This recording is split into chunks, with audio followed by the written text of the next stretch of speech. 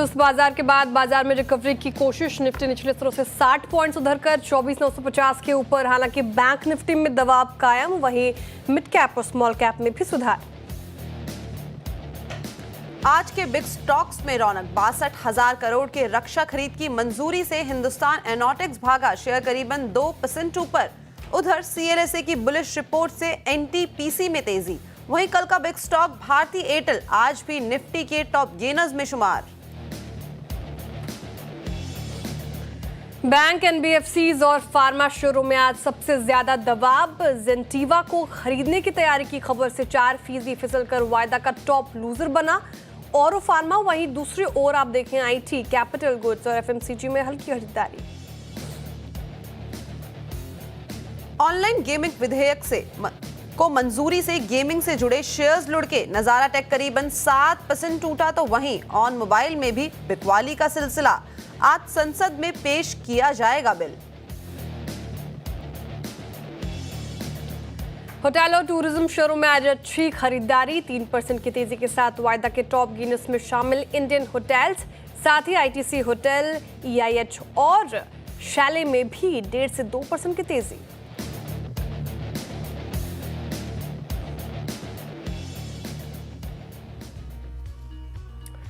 नमस्कार, सीएनबीसी आवाज मुदीलाल Oswal live studio में आप सभी का स्वागत है। आप देख रहे हैं ट्रेडर्स हॉटलाइन। मैं हूं आपके साथ श्रेया ठाकुर। मेरे साथ मौजूद है मेरी सहयोगी कंचन नौटियाल और आज के मेहमान मार्केट एक्सपर्ट मानस जायसवाल जी, जो अगले आधे घंटे आपके सवालों के जवाब देंगे और मार्केट को अच्छी तरीके से समझाएंगे। और मार्केट की बात कर ही रहे हैं तो फ्लैट निफ्टी कारोबार करता हुआ नजर आएगा आपको, लेकिन निचले स्तरों से अच्छी रिकवरी। 24,929 का इसने आज का लो लगाया है, वहां से रिकवर होकर आप देखिए करीब 25,000 के आसपास कारोबार कर रहा है। अब दिखने वाली बात होगी कि 25,000 का जो इंपॉर्टेंट लेवल है यहाँ पर सस्टेन हो पाता है कि नहीं। निफ्टी काफी इंपॉर्टेंट लेवल। वही बैंक निफ्टी पिछले कुछ सत्रों से अंडर परफॉर्म करता हुआ नजर आएगा आपको निफ्टी के कंपैरिजन में।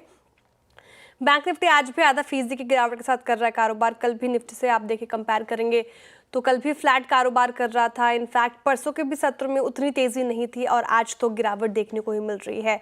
ब्रॉडर मार्केट का हाल अगर आप देखें तो थोड़ा ठीक ठाक नजर आ रहा है फिलहाल, और मिड कैप और स्मॉल कैप में हल्की बढ़त के साथ कारोबार दिख रहा है। ब्रेथ ठीक ठाक नजर आएगी क्योंकि मिड कैप और स्मॉल कैप में खरीदारी है। तो 1644 ऐसे स्टॉक्स जहां पर खरीदारी होती हुई आज के सेशन में नजर आई।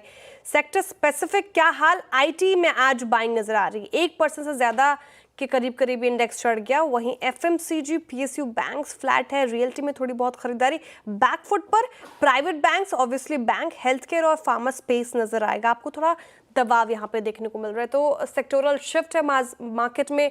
25,000 के स्तर पर निफ्टी है। अब कितनी टिकाऊ, यहाँ से कौन से लेवल्स होंगे इंपॉर्टेंट, सब पे करते हैं चर्चा। साथ ही क्वेरीज भी एड्रेस करेंगे। मानस जी, स्वागत है कार्यक्रम में। सुप्रभात, गुड मॉर्निंग आपको। बताइए, 25,000 का इंपॉर्टेंट लेवल सस्टेन तो नहीं कर पा रहा पिछले कुछ सत्रों से निफ्टी, लेकिन आज कितना टिकाऊ लग रहा है? कौन से लेवल सब इंपॉर्टेंट? गुड मॉर्निंग श्रेया जी। तो देखिए, ये जो 25,000 का आंकड़ा है ये बार बार टेस्ट हो रहा है। मेरा समझना है कि जब भी कोई लेवल, कोई रेजिस्टेंस या सपोर्ट बहुत बार टेस्ट होता है तो वो वहां पर वीकनेस उस सपोर्ट और रेजिस्टेंस में देखने को मिलती है। मेरा समझना है कि शायद 1 से 2 दिनों में ही 25,000 का आंकड़ा ब्रेक करके 25,250 की तरफ निफ्टी जाने की कोशिश करेगा। तो जब तक 24,800 के ऊपर ट्रेड करता रहे, हर गिरावट पे खरीदारी करें। अभी के लिए अगर एक ट्रेड लेना हो तो लॉन्ग साइड पे ट्रेड लेना होगा। एक ट्रेड आप 24,925 के स्टॉप लॉस से खरीदारी करने का ट्रेड ले सकते हैं। मेरा समझना है कि 25,125 तक के टारगेट आपको बहुत ही जल्द देखने को मिल सकते हैं। ओके, तो ये थी राय निफ्टी के ऊपर, और साथ में जो नए लेवल्स हैं वो आपको मानस जी ने ऑलरेडी बता दिए हैं। चलिए, वो नंबर आपकी स्क्रीन के ऊपर रखा जाए जिसके थ्रू आप और हम कर सकते हैं कनेक्ट। आप इस नंबर पे, इस व्हाट्सएप नंबर पे अपने पोर्टफोलियो रिलेटेड जो भी सवाल है, जो भी क्वेरीज हैं, कहीं पे भी आप फंसे हुए हो तो यहाँ पे अपनी क्वेरीज को भेज सकते हैं। अपार्ट फ्रॉम दिस, हमारे सोशल मीडिया प्लेटफॉर्म पे भी आप मुझे, श्रेया को या फिर सीएनबीसी आवाज़ को टैग करके अपने जो सवाल हैं पोर्टफोलियो से जुड़े हुए उनको पूछ सकते हैं। सबसे पहले दर्शक देखते हैं कहाँ से जुड़े हैं। पुष्कर जी जुड़े हैं हमारे साथ पटना से। पुष्कर जी, गुड मॉर्निंग। हाँ, नमस्ते मैडम। नमस्ते। मैं पुष्कर सक्सेना, मेरे पास LNT के 40 शेयर है 344 रुपए की दर से, और मैं इनके बारे में जानना चाहता हूँ कि जब से इन्होंने डिफेंस सेक्टर में रिसेंटली एडिशन किया हुआ है फर्दर प्रोडक्शन के लिए, तो इसका भविष्य कैसा होगा? क्या मैं इसे और फर्दर ऐड कर लूं?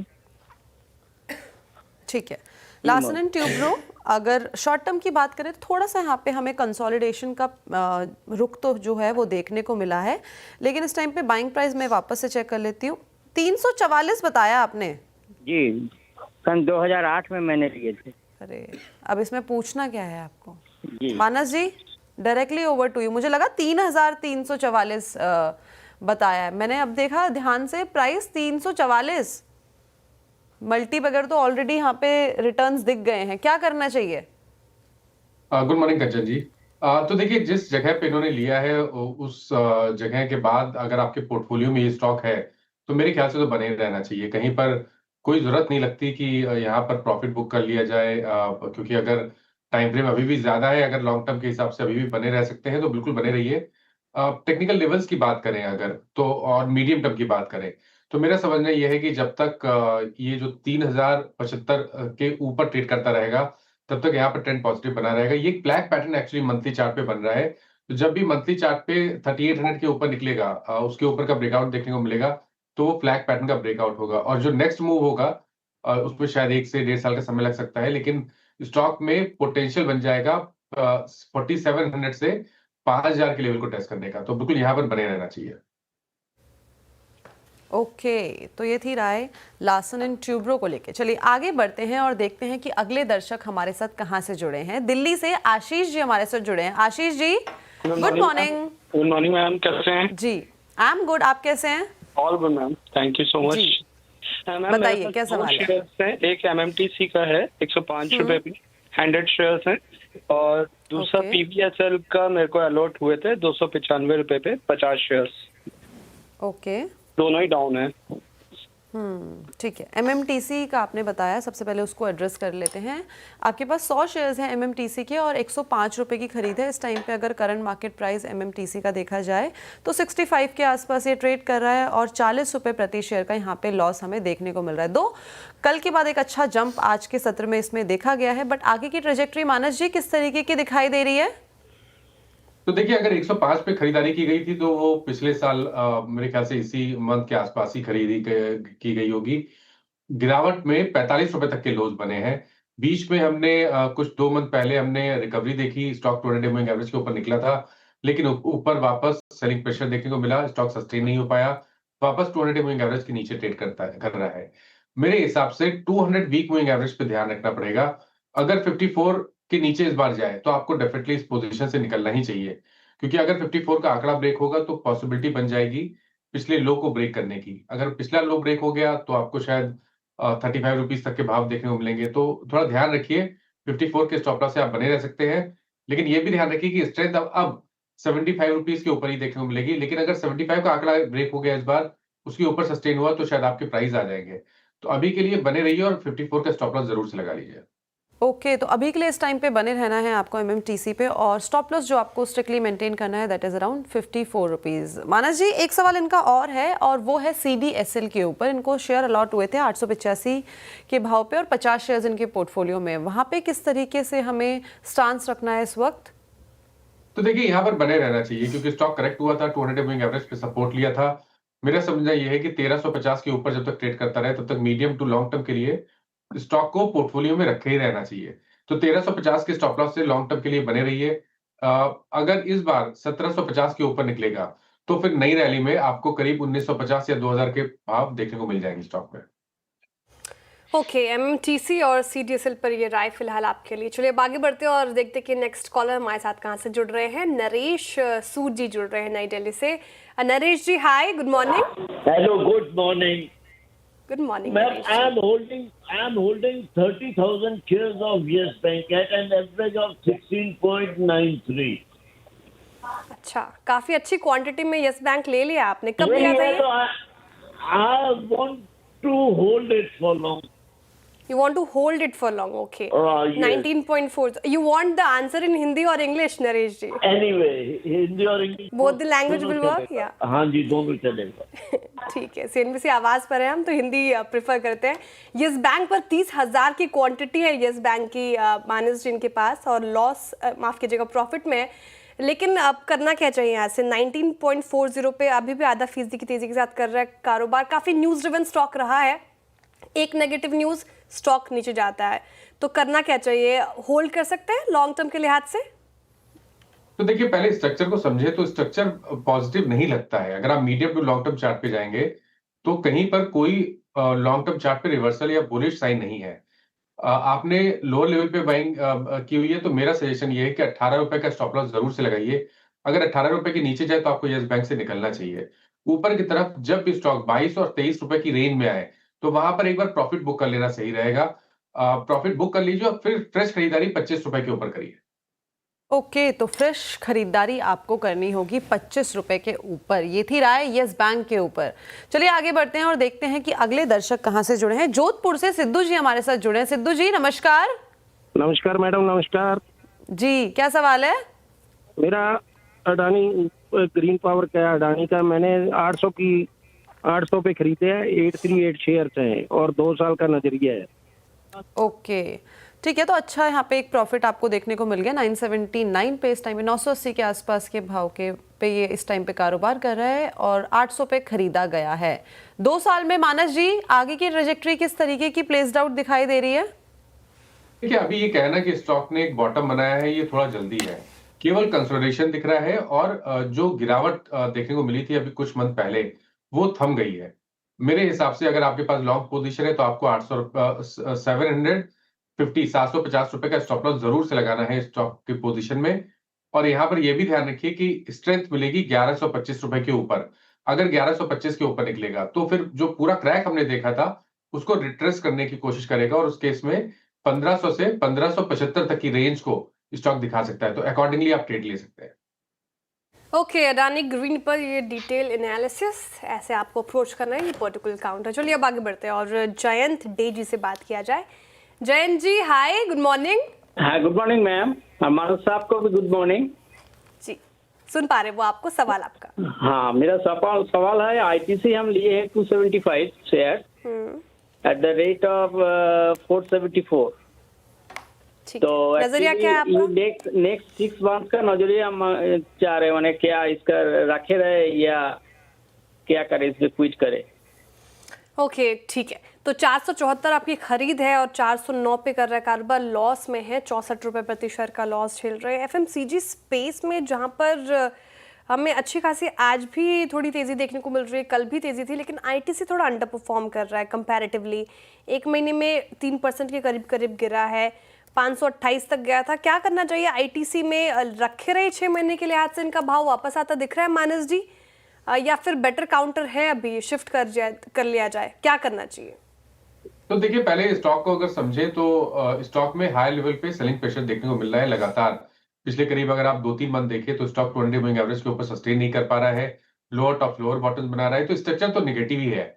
मेरा समझना है कि यहाँ पर स्ट्रेंथ केवल 445 रुपए के ऊपर ही देखने को मिलेगी। तो कभी भी कोई बाउंस बैक मिले तो यहाँ से निकलने की कोशिश करनी है।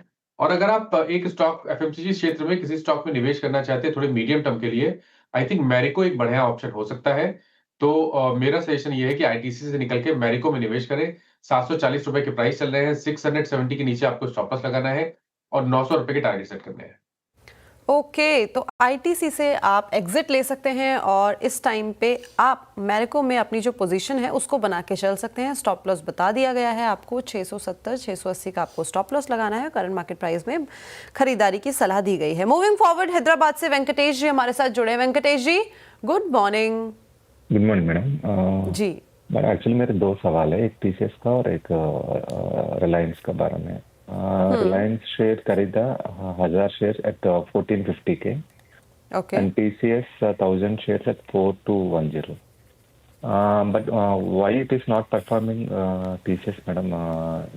Respect, it's a good company.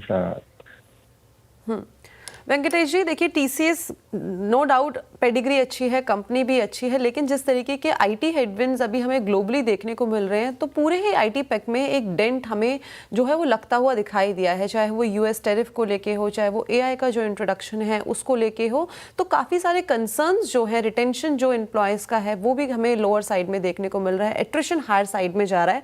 तो काफ़ी सारे कंसर्न्स आईटी को इस टाइम पे पेन में डेफिनेटली डाल रहे हैं। लेकिन आज कुछ फैक्टर्स है जिसकी वजह से आईटी में आज हमें एक रौनक देखने को मिल रही है, करीब करीब 1% का इजाफा आईटी पैक में देखने को मिला है। शुरुआत टीसीएस के साथ ही कर ली जाए। अगर हम इस टाइम पे इनका खरीदारी का भाव देखें, that is around 4210 and current market price TCS का जो चल रहा है वो 3040 के आसपास ट्रेड कर रहा है। आज जैसे कि मैंने बोला आईटी पैक में रैली है, तो टीसीएस में भी 1% का अपमूव देखने को मिला है। बट आगे की ट्रेजेक्ट्री किस तरीके की दिखाई दे रही है मानस जी? बिकॉज यहाँ पे अगर हम फंडामेंटली या टेक्निकली भी देखें ना, तो बहुत सारे कॉन्ट्रा व्यू मिल रहे हैं। काफ़ी सारे एक्सपर्ट फिटर्निटी का कहना है कि आईटी में हमें एक बड़ा क्रंच देखने को मिलेगा, यानी कि यहाँ से एक बड़ा क्रैश अभी बाकी है।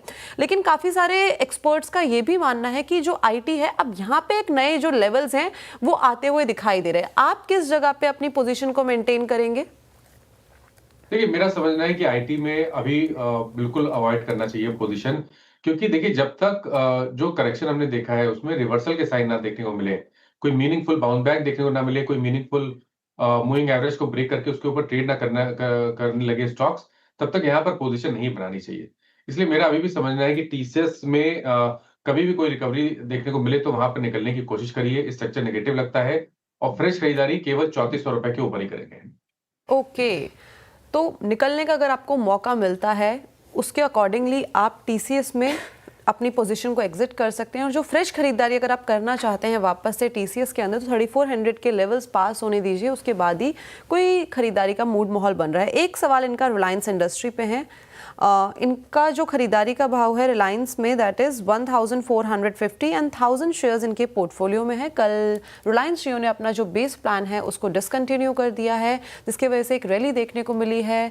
और साथ में आज हमने देखा कि टेलीकॉम सेक्टर में भारती एयरटेल ने भी जो अपने प्लान है 249 का 1 GB पर डे का, उसको कल रात से डिसकंटिन्यू कर दिया है। टेलीकॉम पैक में कल भी एक अच्छा खासा इजाफा था और आज भी उस तरीके के मोमेंटम देखने को मिल रहा है। उस लिहाज से रिलायंस इंडस्ट्री में 1% का अपमूव है। आगे बढ़ने से पहले मैं एक स्टैंडर्ड डिस्क्लोजर दे दूं, रिलायंस इंडस्ट्री हमारी पेरेंट कंपनी है।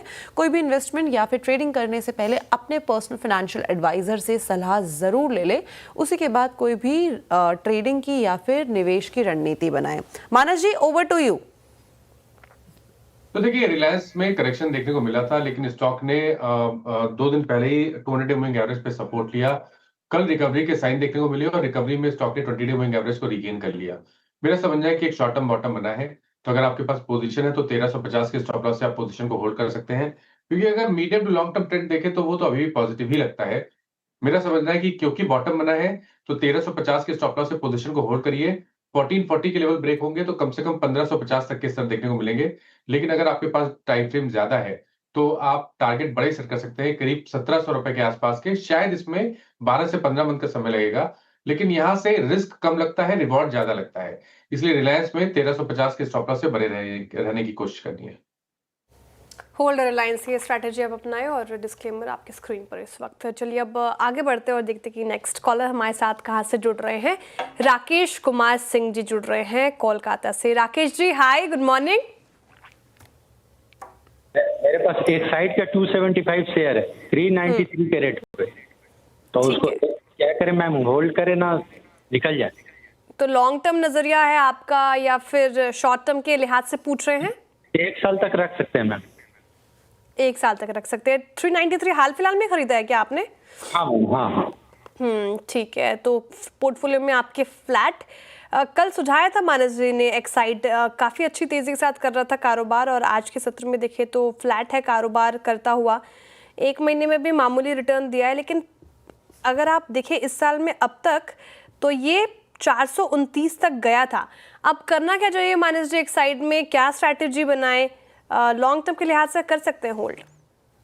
तो देखिए, पोजीशन को होल्ड करना चाहिए। स्टॉक ने कल अटेम्प्ट किया 200 मूविंग एवरेज को ब्रेक करने का और वो वहां पर सक्सेसफुल भी हुआ, लेकिन 400 से लेकर 425 में रेजिस्टेंस तो डेफिनेटली है। मेरा समझना यह है कि क्योंकि पिछले 3 मंथ से हम कंसोलिडेशन देख रहे हैं, जब भी स्टॉक 400 से लेकर 425 की 420 की रेंज को ब्रेक करेगा, उसके ऊपर निकलेगा, तो फिर बड़ी रैली दिखाएगा। कम से कम 480 से लेकर ₹500 तक की रेंज देखने को मिल सकती है। अगर आपके पास लॉन्ग पोजीशन है तो 370 के स्टॉप लॉस से पोजीशन को होल्ड करना चाहिए। 170 का स्टॉप लॉस लगाकर आप होल्ड कीजिए। 500 तक के स्तर दिखाई दे सकते हैं एक साइड में। अच्छा चार्ट लग रहा है मानस जी को, तो ये स्टॉक आपके रडार पर होना चाहिए। चलिए इसी के साथ रुक रहे एक छोटे से ब्रेक के लिए। बहुत शुक्रिया मानस जी आज हमारे साथ बने रहने के लिए और तमाम सवालों के जवाब देने के लिए। ब्रेक की क्रिप्टो से जुड़ी जानकारी बढ़ाने के लिए CNBC आवाज और कॉइन DCX लेकर आया है क्रिप्टो कॉर्नर, जिसमें आप क्रिप्टो करेंसी की हर बारीकियों के बारे में जानेंगे। इसी कड़ी में CNBC आवाज की कमोडिटी एडिटर मनीषा गुप्ता जी जुड़ी हैं और उनसे जानते हैं आज स्टेबल कॉइन के बारे में। मनीषा जी। CNBC आवाज प्रस्तुत करता है crypto corner powered by coin DCX। Crypto corner में आज हम बात करेंगे स्टेबल कॉइन्स की, जो कि ग्लोबली $270 बिलियन का मार्केट है। क्या है stable coin? Well, traditional financial asset की वैल्यू को ट्रैक करता है ये। करेंसीज, गोल्ड और दूसरे फाइनेंशियल इंस्ट्रूमेंट्स भी यहाँ पर इसे बैक करते हैं। क्रिप्टो करेंसीज में तो ये ट्रेडिंग करता ही है, लेकिन अब स्टेबल कॉइन का यूज़ यहाँ पर गुड्स पेमेंट में और अगर आप US के बाहर हैं तो डॉलर एक्सेस करने में भी यूज़ किया जा रहा है। स्टेबल कॉइन की जहाँ तक रेगुलेशन की बात है, यहाँ पर हमने काफ़ी सपोर्ट आता हुआ देखा है। US प्रेसिडेंट ने जीनियस एक्ट पर साइन किया है। जीनियस एक्ट एक रेगुलेटरी फ्रेमवर्क बनाता है डॉलर से जुड़े स्टेबल कॉइन्स के लिए। रेगुलेटरी फ्रेमवर्क व्योमिंग राज्य ने एवलॉन्च पर फ्रंटियर स्टेबल कॉइन यहाँ पर लॉन्च किया है। साथ ही साथ जब US ही नहीं, हांगकांग की तरफ से भी हमने लाइसेंसिंग और निगरानी के लिए नई व्यवस्था शुरू होते हुए देखी है। और फिर इस लिस्ट में जापान भी जुड़ गया है। पहली येन डिनोमिनेटेड स्टेबल कॉइन को यहाँ पर जल्द ही मंजूरी मिल सकती है और JPYC नाम के स्टेबल कॉइन में 1:1 रेशियो यहाँ पर ये बनाए रखेगा।